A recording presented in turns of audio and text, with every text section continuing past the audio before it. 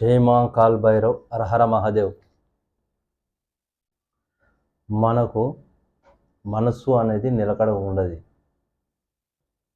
మనస్సు అనేది నిలకడగా నిలబడది.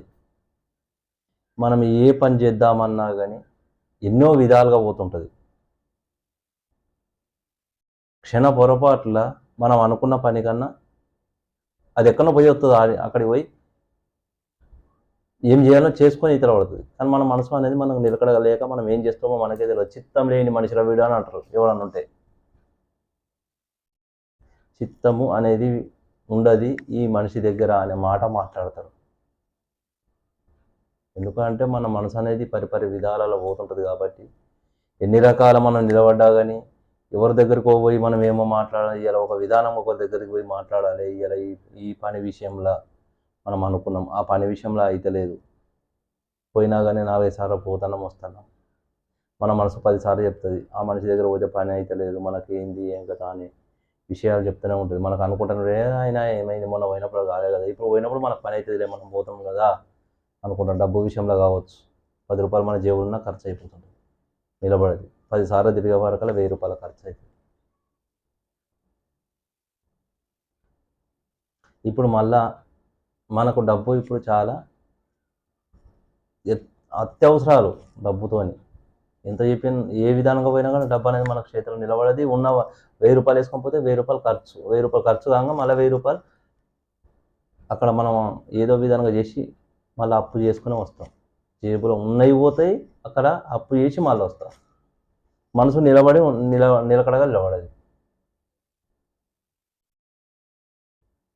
ఎట్లా గురుగారు ఇట్లా జరుగుతుంది, ఈ విషయం ఇట్లా అవుతుంది అన్నప్పుడు సమాధానం దానికి చేసుకునే విధానం ఉంటుంది. నిలబడే విధానం మనసు నిలబడకుండా నేను మీకు చిన్న రెమెడీస్ చెప్తా. ఆ రెమెడీస్ మీరు చేసుకుని లేదు గురువుగారు అంటే నాకు కన్సల్టింగ్ అయితే మీకు నన్ను కలిస్తే మీకు చేసిస్తా.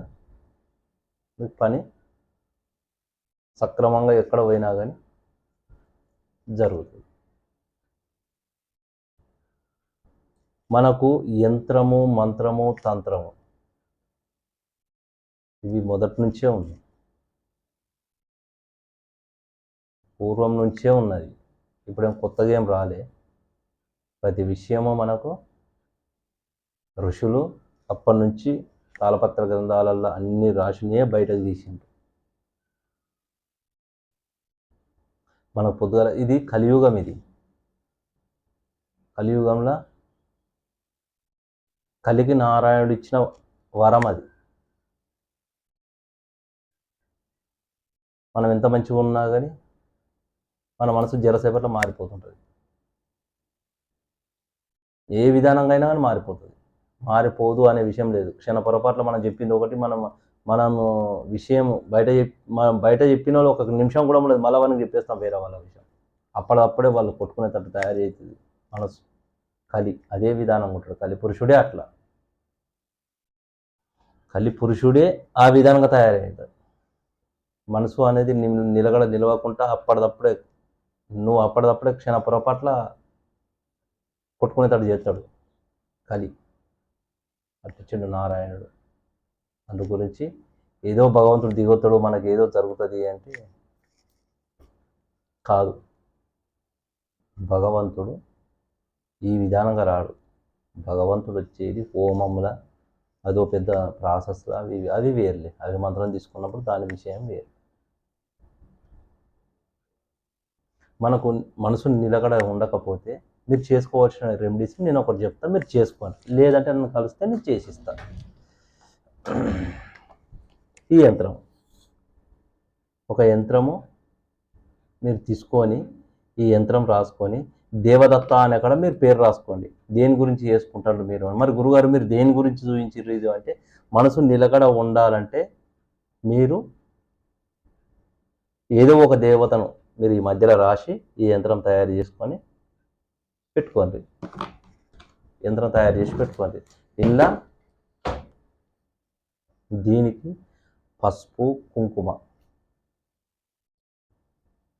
వేసి ఇంత గోరోజనం వేసి యంత్రం రాగి రేకు మీద ఆ యంత్రం వేసి ధూపదీప నైవేద్యం ఇచ్చి కట్టుకుంటే మనశ్శాంతి అనేది ఉంటుంది. మీరు ఎక్కడ పోయినా మనసు అనేది నిమ్మలంగా ఉంటుంది. ఆ విధానంగా చేసుకోండి.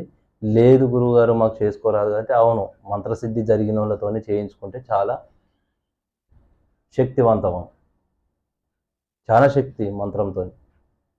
మీరు చేసుకున్నది కొంతవరకు పనిచేస్తుంది